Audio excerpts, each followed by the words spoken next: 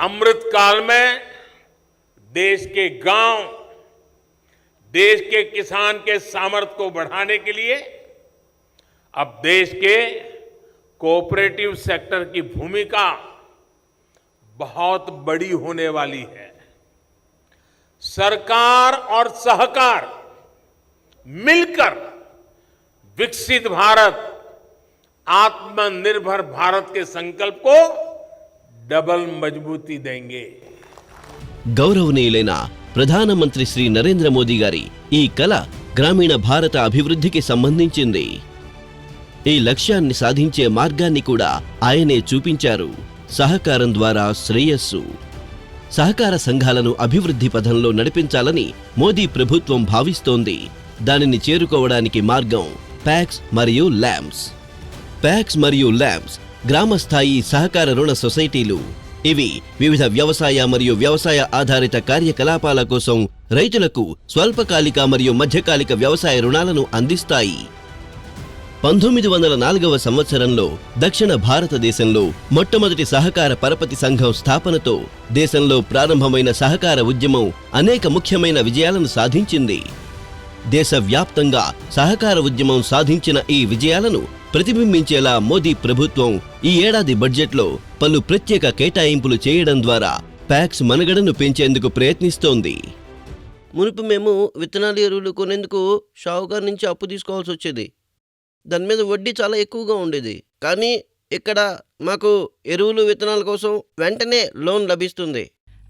Packs ద్వారా మాకు ఎటువంటి ప్రయోజనం చేకూరుతుందంటే అక్కడి నుంచి మాకు విత్తనాలు లభిస్తాయి, అలాగే మాకు ఎరువు కూడా లభిస్తుంది. ఆ విత్తనాల్ని మేము ఇక్కడ తీసుకొచ్చి నాటుతాము. ఇంకా దాంతోనే మా ఉపాధి కూడా నడుస్తుంది.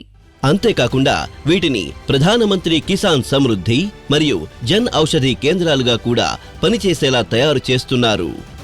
ఈ క్రమంలో ఇప్పుడు దేశంలోని అన్ని ప్యాక్సులు కూడా సిఎస్సి కేంద్రాలుగా కూడా పనిచేయనున్నాయి.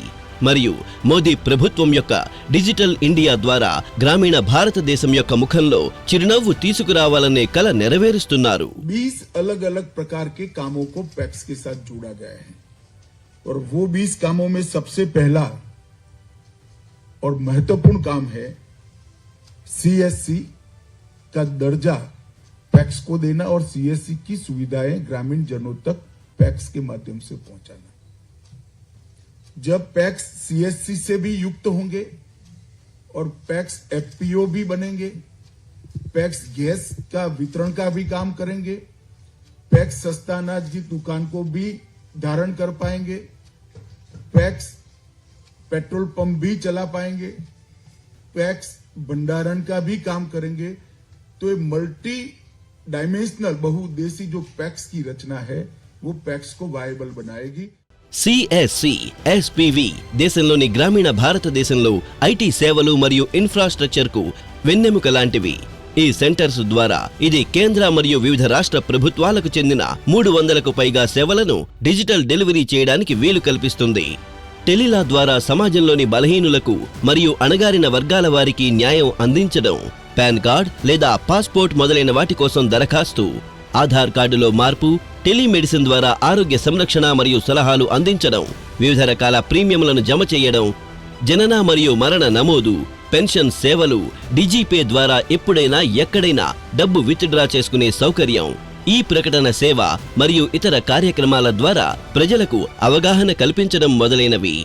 సిఎస్సి యొక్క పనిచేయడం ద్వారా ప్యాక్స్ యొక్క ఆర్థిక సాధికారత ఎటూ ఉంటుంది. అలాగే వీరితో దాదాపు 13 కోట్ల మంది సభ్యులే కాకుండా గ్రామాలలోని అధిక సంఖ్యాకులు కూడా కేంద్ర మరియు రాష్ట్ర ప్రభుత్వాలు అందించే వివిధ డిజిటల్ సేవలను ఉపయోగించగలుగుతారు. అలాగే డిజిటల్ ఇండియా అభియాన్తో కలిసి పనిచేయడం ద్వారా వారి జీవన ప్రమాణాలను మరింత మెరుగుపరుచుకోగలుగుతారు. దీంతో ప్రతి ప్యాక్స్లో నూతన ఉపాధి అవకాశాలు కూడా వస్తాయి. ప్యాక్స్కు భారీ నెట్వర్క్ ఉంది. అలాగే ఇవి గ్రామాలలో ఆనందాన్ని తీసుకురావడానికి గొప్ప సాధనంగా మారవచ్చు. గతంలో దేశంలోని చిన్న మరియు సన్నకారు రైతులను వడ్డీ వ్యాపారులు మరియు షావుకారుల ఉచ్చు నుండి కాపాడడంలో ఇది కీలకమైన పాత్ర పోషించింది. అందుకే మోదీ ప్రభుత్వం విధానపరమైన ప్రోత్సాహకాల ద్వారా శతాబ్దానికి పైగా పురాతనమైన ఈ సంస్థకు చేయూతనిస్తోంది.